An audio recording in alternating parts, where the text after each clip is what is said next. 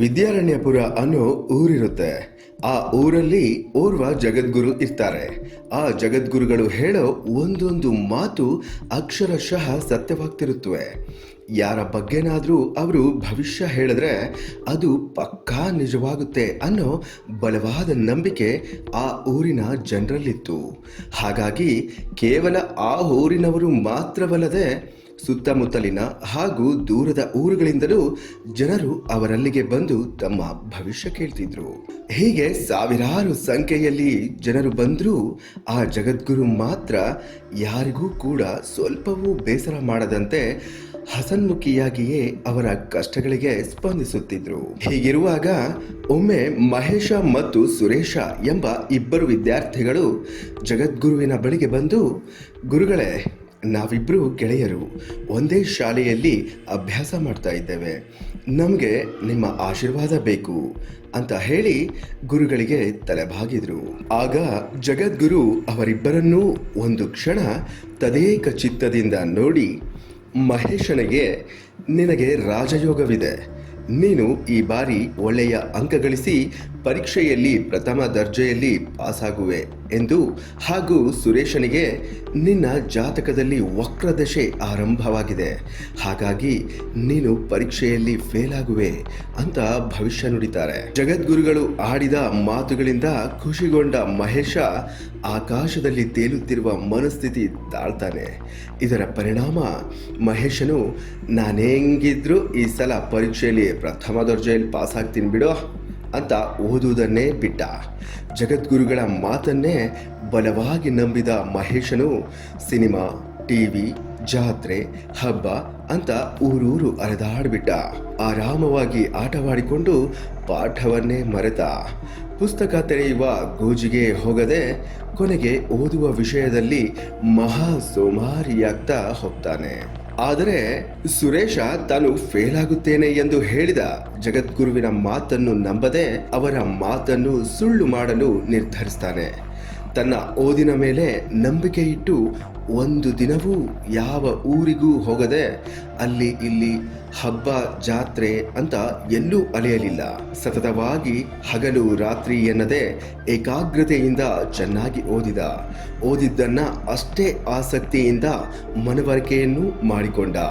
ಅತ್ತ ರಾಜಯೋಗದ ಕನಸಲ್ಲಿ ಮುಳುಗಿದ ಮಹೇಶ ಮಹಾ ಸೋಂಬೇರಿಯಾಗಿ ತಯಾರಾಗ್ತಿದ್ರೆ, ಇತ್ತ ವಕ್ರದಿಶೆಯಲ್ಲಿರುವ ಸುರೇಶ ಮಾತ್ರ ಕಾಯಕವೇ ಕೈಲಾಸ ಅನ್ನೋ ಮಾತನ್ನು ನಂಬಿ ನಿರಂತರ ಶ್ರಮ ಪಡ್ತಾ ಪರೀಕ್ಷೆಗಾಗಿ ತಯಾರಾಗ್ತಿದ್ದಾನೆ. ಹೀಗಿರುವಾಗ ಒಂದೆರಡು ತಿಂಗಳಲ್ಲಿಯೇ ಪರೀಕ್ಷೆ ಕೂಡ ಬಂತು. ಮಹೇಶ ಮತ್ತು ಸುರೇಶ ಇಬ್ಬರೂ ಪರೀಕ್ಷೆ ಬರೆದರು. ಕೆಲವೇ ದಿನಗಳಲ್ಲಿ ಪರೀಕ್ಷೆಯ ಫಲಿತಾಂಶವೂ ಕೂಡ ಹೊರಬಿತ್ತು. ಆ ಫಲಿತಾಂಶ ನೋಡಿದ ಮಹೇಶ ಮತ್ತು ಸುರೇಶ ಇಬ್ಬರಿಗೂ ಒಂದು ಕ್ಷಣ ಶಾಕ್ ಮತ್ತು ಸರ್ಪ್ರೈಸ್ ಎರಡೂ ಕೂಡ ಒಟ್ಟೊಟ್ಟಿಗೆ ಆಗತೊಡಗಿದ್ವು. ಯಾಕಂದ್ರೆ ಜಗದ್ಗುರುವು ಪ್ರಥಮ ದರ್ಜೆಯಲ್ಲಿ ಪಾಸಾಗುವುದಾಗಿ ಹೇಳಿದ್ದ ಮಹೇಶ ಅತ್ಯಂತ ಕಡಿಮೆ ಅಂಕ ಪಡೆದು ಫೇಲ್ ಆಗಿಬಿಟ್ಟಿದ್ದ. ಇನ್ನು ಅದೇ ಜಗದ್ಗುರುವು ಫೇಲ್ ಆಗುವುದಾಗಿ ಹೇಳಿದ್ದ ಸುರೇಶ ಅತ್ಯಂತ ಹೆಚ್ಚು ಅಂಕ ಗಳಿಸಿ ಉನ್ನತ ಶ್ರೇಣಿಯಲ್ಲಿ ಪಾಸಾಗಿದ್ದ. ರಿಸಲ್ಟ್ ನೋಡಿದ ಮಹೇಶ ಏಕ್ದಮ್ ಕೆಂಡಾಮಂಡಲವಾಗಿಬಿಟ್ಟ. ಕುಪಿತಗೊಂಡ ಮಹೇಶ ಸರಸರನೆ ಆಶ್ರಮಕ್ಕೆ ಹೋಗಿ ಜಗದ್ಗುರುವಿನ ಮುಂದೆ ನಿಂತು ಅವರನ್ನ ಕೇಳ್ತಾನೆ, ನನಗೆ ರಾಜಯೋಗವಿದೆ, ನಾನು ಈ ಬಾರಿ ಪರೀಕ್ಷೆಯಲ್ಲಿ ಪ್ರಥಮ ದರ್ಜೆಯಲ್ಲಿ ಪಾಸ್ ಆಗ್ತೀನಿ ಅಂತ ನೀವು ಆಶೀರ್ವಾದ ಮಾಡಿದ್ರಿ.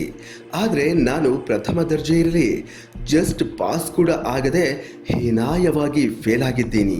ಇನ್ನು ನೀವು ಫೇಲ್ ಆಗುವುದಾಗಿ ಹೇಳಿದ್ದ ಸುರೇಶ ಅತಿ ಹೆಚ್ಚು ಅಂಕ ಗಳಿಸಿ ತರಗತಿಯಲ್ಲೇ ಪ್ರಥಮ ಸ್ಥಾನ ಗಳಿಸಿ ಪಾಸ್ ಆಗಿದ್ದಾನೆ. ನಮ್ಮಿಬ್ಬರ ವಿಷಯದಲ್ಲಿ ನೀವು ಹೇಳಿದ ಮಾತು ಅಕ್ಷರಶಃ ಸುಳ್ಳಾಗಿದೆ. ನೀವು ಹೇಳಿದ್ದೆಲ್ಲ ಡೋಂಗಿನ, ನೀವು ಹೇಳಿದ್ದೆಲ್ಲ ನಿಜವಾಗುತ್ತೆ ಅಂತ ಜನರು ಹೇಳಿದ್ದೆಲ್ಲ ಬರೀ ಸುಳ್ಳ. ಯಾಕೆ ಹೇಗಾಯ್ತು? ನಿಮ್ಮ ಮಾತನ್ನು ನಂಬಿ ನಾನು ಕೆಟ್ಟೆ ಎಂದು ಬೇಸರ ವ್ಯಕ್ತಪಡಿಸ್ತಾನೆ ಮಹೇಶ. ಆಗ ಜಗದ್ಗುರು ಮುಖದಲ್ಲಿ ಒಂದು ನಯವಾದ ಮುಗುಳ್ನಗೆ ಬೀರಿ ಸಾವಧಾನದಿಂದ ಮಹೇಶನಿಗೆ ಹೀಗೆ ಹೇಳ್ತಾರೆ, ನೋಡು ಮಹೇಶ, ನೀನು ನನ್ನ ಮಾತನ್ನು ಮಾತ್ರ ನಂಬಿದೆ, ಆದರೆ ಓದುವುದರತ್ತ ನಿನ್ನ ಪ್ರಯತ್ನವನ್ನ ಮಾಡಲೇ ಇಲ್ಲ. ನಿನ್ನ ಜಾತಕದಲ್ಲಿ ರಾಜಯೋಗವಿದೆ ನಿಜ.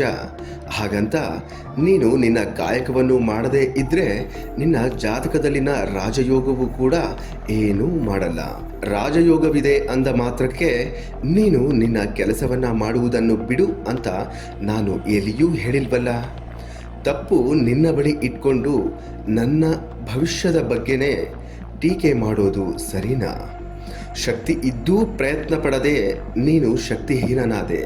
ಪ್ರಯತ್ನವಿಲ್ಲದೆ ಎಂದೂ ಫಲ ದೊರೆಯದು ಮಹೇಶ. ನಿನ್ನ ಜಾತಕದಲ್ಲಿ ವಕ್ರದಶೆ ಇದೆ ಅಂತ ಸುರೇಶನಿಗೆ ಭವಿಷ್ಯ ನುಡಿದಿದ್ದೆ. ಹಾಗಂತ ನಾನೇನೇ ಪ್ರಯತ್ನ ಪಟ್ಟರೂ ಅದು ಕೈಗೂಡಲ್ಲ ಅಂತ ಸುರೇಶ ಏನಾದರೂ ವಕ್ರದಶೆಯ ಮೇಲೆ ಭಾರ ಹಾಕಿ ತನ್ನ ಶ್ರಮವನ್ನು ಕೈಬಿಟ್ನ? ಇಲ್ವಲ್ಲ. ಯೋಗಗಳನ್ನು ನಂಬಿ ಸುಮ್ಮನೆ ಕೂರುವ ಬದಲು ಸುರೇಶ ನನ್ನ ಮಾತನ್ನೇ ಸುಳ್ಳು ಮಾಡುವ ದಿಟ್ಟ ನಿರ್ಧಾರಕ್ಕೆ ಬಂದ. ತನ್ನ ಪ್ರಯತ್ನದ ಮೇಲೆ ನಂಬಿಕೆ ಇಟ್ಟು ಸತತವಾಗಿ ಕಷ್ಟಪಟ್ಟು ಓದಿದ.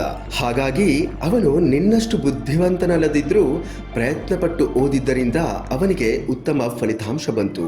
ಕಷ್ಟಪಟ್ರೆ ಫಲ ಸಿಕ್ಕೇ ಸಿಗುತ್ತದೆಂಬ ಮಾತನ್ನು ಆತ ನಿಜ ಮಾಡಿದ್ದಾನೆ ಅಂತ ಜಗದ್ಗುರು ಹೇಳ್ತಾರೆ. ಆಗ ಮಹೇಶನಿಗೆ ತಾನು ಎಡವಿದ್ದೆಲ್ಲಿ ಎಂದು ಅರಿವಾಗುತ್ತೆ. ಯಾರ ಆಶೀರ್ವಾದ ಎಷ್ಟೇ ದೊಡ್ಡದಿದ್ರೂ ಕನಿಷ್ಠ ಚಿಕ್ಕದಾಗಿ ಆದರೂ ನಮ್ಮ ಪ್ರಯತ್ನವಿಲ್ಲದಿದ್ದರೆ ಅದರಿಂದ ಏನೂ ಪ್ರಯೋಜನವಾಗದು. ದೇವರೇ ನಮ್ಮ ಪರವಾಗಿದ್ರೂ ಪ್ರಯತ್ನವಿಲ್ಲದೆ ಫಲ ಸಿಗದು. ನಾನು ಅನ್ಯಾಯವಾಗಿ 1 ವರ್ಷ ಹಾಳು ಮಾಡಿಕೊಂಡೆ ಎಂದು ಆತ ಪಶ್ಚಾತ್ತಾಪಪಟ್ಟು ಮುಂದೆ ಹೀಗಾಗದಂತೆ ಎಚ್ಚರ ವಹಿಸಿದ. ಇದರಿಂದ ತಿಳಿದು ಬರುವ ನೀತಿ ಪಾಠ ಏನಂದ್ರೆ, ನನ್ನ ಹಣೆ ಬರಹದಲ್ಲಿ ರಾಜಯೋಗ ಇದೆ ಅನ್ನೋ ಗುಂಗಲ್ಲೇನೆ ಏನೂ ಕೆಲಸ ಮಾಡದೆ ಇದ್ರೆ ಕೊನೆಗೆ ಭಿಕ್ಷುಕನಾಗೋ ಯೋಗ ವಕ್ರಿಸಬಹುದು. ಇನ್ನು ನನ್ನ ಹಣೆ ಬರಹನೇ ನೆಟ್ಟಿಗಿಲ್ಲ ಅಂತ ಗೊತ್ತಿದ್ರೂ ನಾವು ನಂಬಿರೋ ಕಾಯಕದಲ್ಲೇ ಪ್ರಾಮಾಣಿಕ ಪ್ರಯತ್ನ ಪಟ್ಟರೆ ಬರಡು ಭೂಮಿಯಲ್ಲಿ ಬಂಗಾರವನ್ನೇ ಬೆಳೆಯಬಹುದು. ನಿರಂತರ ಪರಿಶ್ರಮ ಪಟ್ಟರೆ ಕ್ರಮೇಣ ಭಿಕ್ಷುಕ ಕೂಡ ರಾಜನಾಗಿ ಮೆರೆಯಬಹುದು ಅನ್ನೋ ಸಂದೇಶ ಈ ಕಥೆಯಲ್ಲಡಗಿದೆ.